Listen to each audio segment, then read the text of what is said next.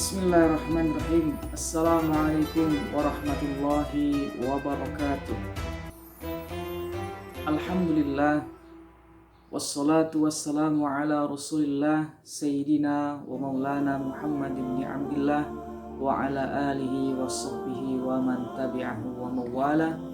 Subhanaka la ilma lana illa ma 'allamtana innaka antal alimul hakim. Rabbi shrah li sadri wa yassir li amri wahlul 'uqdatam min lisani yafqahu qawli. Kaum muslimin wal muslimat yang dimuliakan Allah Subhanahu wa taala, seorang sahabat Rasulullah bernama Sa'ban. Sa'ban mempunyai keunikan dalam kehidupan, terutama ketika beliau mendatangi Masjid Rasulullah SAW.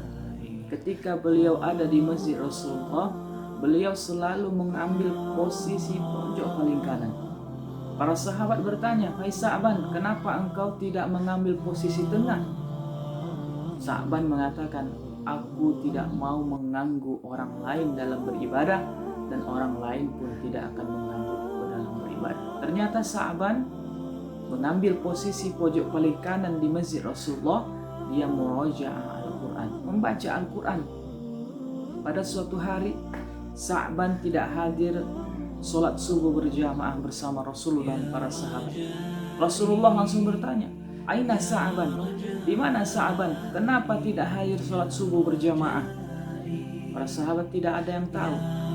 Akhirnya Rasulullah SAW dengan para sahabat pergi menjenguk Sa'ban ke rumahnya. Rasulullah pergi ketika setelah sholat subuh dalam malam gelap gulita. Ketika sampai di rumahnya Sa'ban, Rasulullah SAW telah merasakan di wajahnya terik matahari yang begitu panas. Dikisahkan dalam riwayat tersebut bahwa perjalanan menuju rumahnya Sa'ban 3 jam perjalanan. Masya Allah, luar biasa. Inilah yang dilakukan Sa'ban dalam sehari-harinya, menuju rumah Rasulullah untuk sholat berjamaah ke masjid 3 jam perjalanan. Apakah rumah kita ada 3 jam perjalanan dari masjid di perumahan kita? Mungkin tidak ada. Maka ketika sampai di rumah Rasulullah, Rasul mengetuk pintunya, "Assalamualaikum." Keluar istrinya, lalu ditanya, "Aina Sa'ban? Di mana Sa'ban?" Istrinya menjawab bahwa Sa'ban telah meninggal 1 hari yang lalu. Rasulullah dan para sahabat sangat bersedih.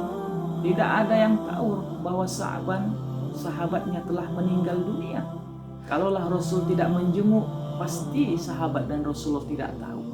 Tetapi kata orang rumah, kata istrinya, "Wahai Rasulullah, dalam sakaratul maut Sa'ban selalu mengulang-ulang kalimat yang tidak bisa kami terjemahkan."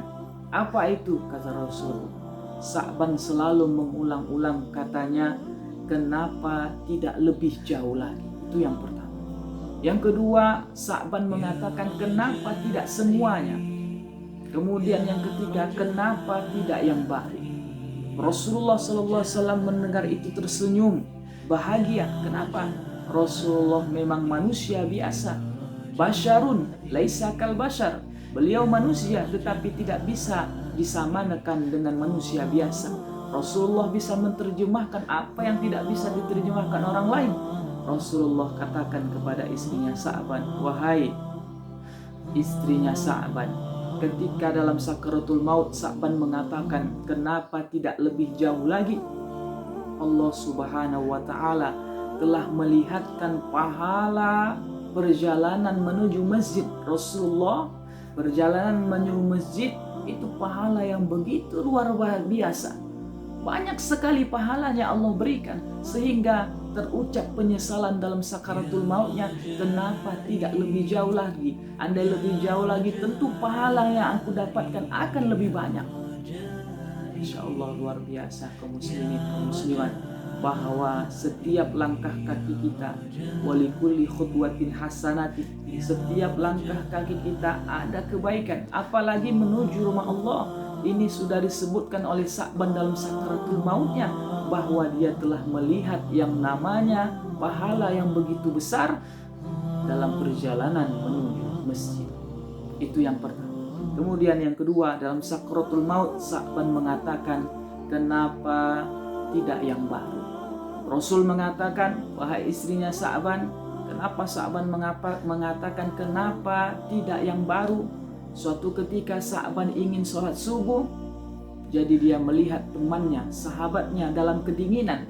Kebetulan Sa'ban waktu itu mempunyai yang namanya jaket atau baju.